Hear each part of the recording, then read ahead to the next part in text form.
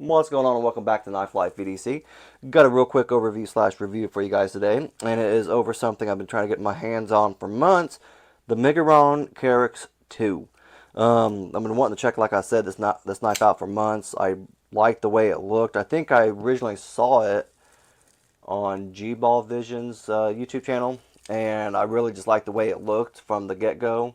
And it's a beautiful looking knife. It handles great from the couple like week and a half I've had it, and not really any complaints on this thing. It does look super nice. Let's just get into the actual handle. If you look at it, obviously it has that milling on there. Get a little bit of that gunk off there. Let's get real close. There we go. Texture vision. There you go. See, it's beautifully milled out, like it really is. Lines are nice and straight, perfect.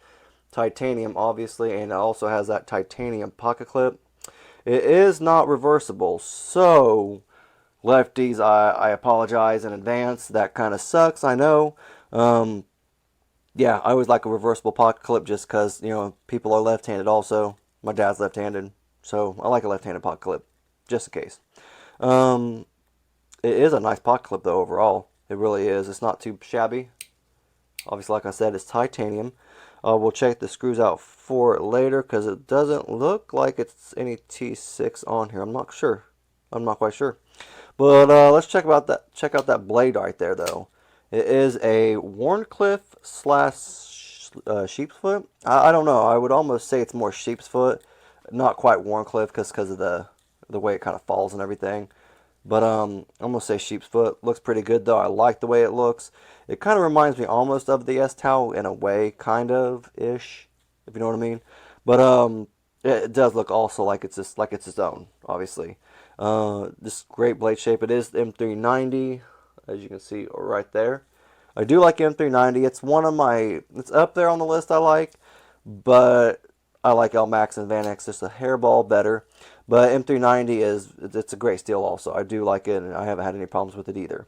It is a thumb hole deployment also with a front flipper.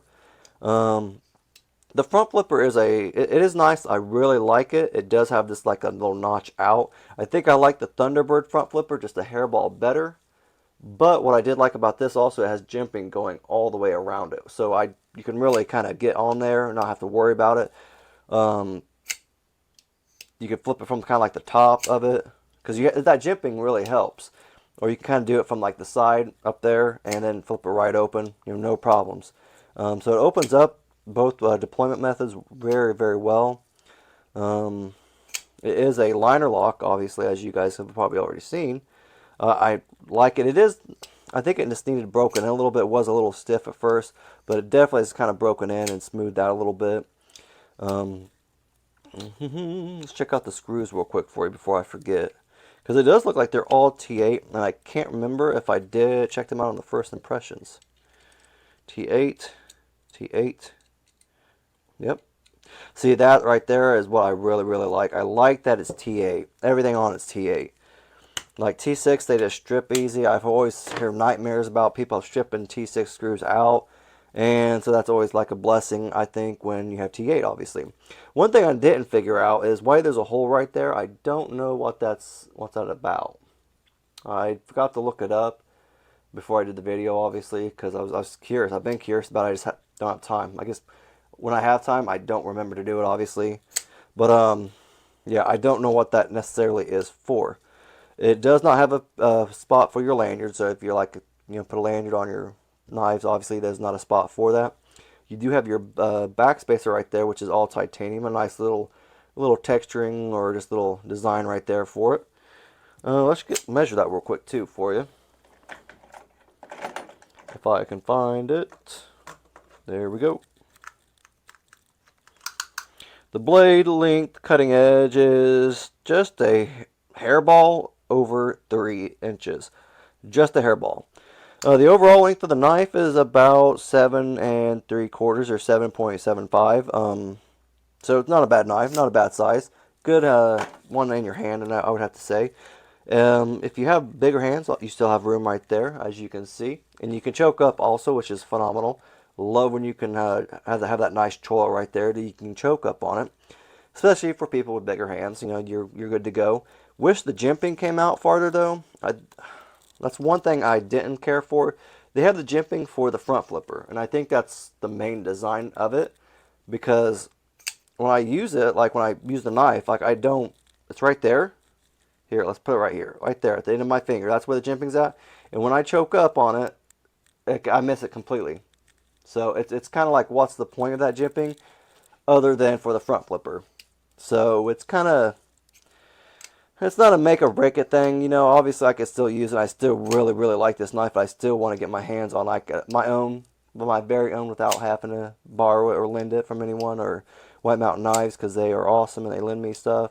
Other than that, though, it's been a great knife. I do love the way it looks, like I said.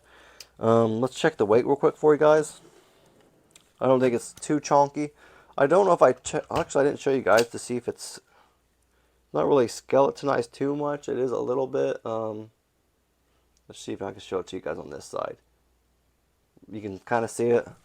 I should just keep a flashlight right here every time I do this, because I always show you guys, because I want you guys to see like what it looks like on the inside. So as you can see, it is a little bit skeletonized on the inside to help with that weight, because obviously, you know, titanium is going to be heavier than most other than like micarta and stuff like that, obviously, right? So let's get that on, check it out. Dun, dun, dun, dun. There we go. 3.9. So there you go. 3.9. So it's not too bad.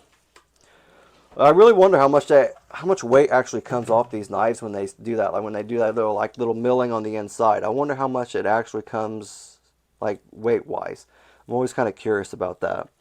I did not say it also is a deep carry. I did not talk about the pot clip. I did talk about the pot clip, but I did not say it was deep carry. So it will actually, like the Vosti Thunderbird, you will get a hairball right there. So you're going to get like a good fingertip. About maybe 1/4 of an inch, I guess, probably showing out your pocket. See, I don't mind it too much, but I rub up against stuff, I walk into stuff, you know, stuff like that. And I don't really want to scratch my knives or my pot clips, stuff like that. I want to keep them as nice as possible, obviously, so I don't know. One thing I did think was funny, it is on the website, I wanted to make sure of the blade, I guess the finish of it. It is a high-end sandblasted finish. I thought it was very funny how they said it was high-end. It was just kind of funny, like the adjectives they used. What I did see is there are lines on it. I don't know why. I don't know why. I didn't like try to scrub them off, obviously. I did like try to wipe them off, and they're there. I don't know why. I'm not real good on knowledge on like the finishes and stuff like that. I'm still learning a lot, and just bear with me because I am learning. So that may be a common thing. I don't know, or a common problem. I'm not quite sure. But yeah, it's got some lines on it. No big deal really though, because if you use your knives, it's going to get scratched up a little bit and stuff like that. Oh, I didn't mention it also has a pretty little blue pivot collar right there. Yeah, so yeah, that's all I really got for it. Great knife. I suggest picking it up. Not really a whole lot of problems on it. Not like the Thunderbird with the button lock issue. But yeah, I suggest picking it up. It is $190, so it's a little bit expensive depending on what your budget is. But great knife. If you use Knife Life code on White Mountain Knives, you can get 10% off. So that kind of helps out with like the shipping and handling and tax and stuff like that. All that fun crap, right? But yeah, if you guys like the video, just leave a thumbs up or a comment or something like that. If you guys have a comment, just say something down in the comment section, obviously. Love to hear from you guys, and I hope you guys have a great rest of your day.